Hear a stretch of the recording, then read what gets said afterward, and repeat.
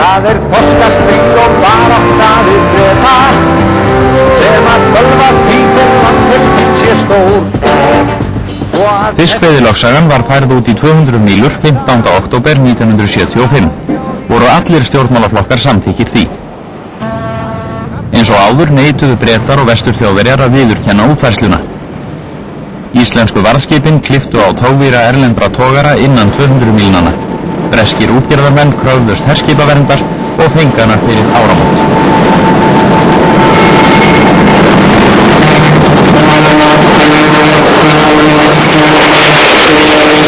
Þetta þorskastríð var harðara en hinn fyrri.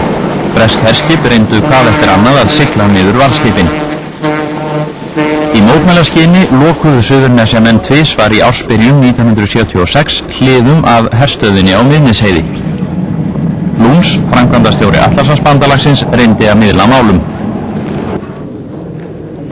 Bretar kvöddu herskipin út fyrir 200 mílurnar og Geir Hallgrímsson fór til fundar við Wilson, forsætisráðherra Breta. Samningar tókust ekki. Deilan harðnaði enn. Varðskip klipptu á tógvíra og herskip sigldu á varðskip.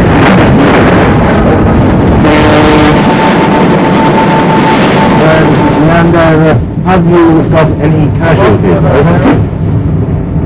No, I'm reported for that. Í 3. viku febrúar ákvað ríkisstjórnin að slíta stjórnmálasambandi við Breta. Íslendingar hótuðu jafnvel að ganga úr Atlantshafsbandalaginu.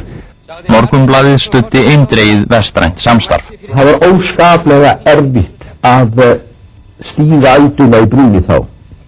Þá voru við skilmið 2 liðsstjórar og þurftum á öllu okkar að halda til þess að hrista þessa hrínu af okkur.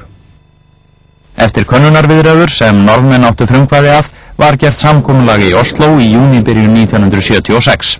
Bretar fengu takmarkaðar veiðiheimildir á Íslandsmiðum til 1. desember.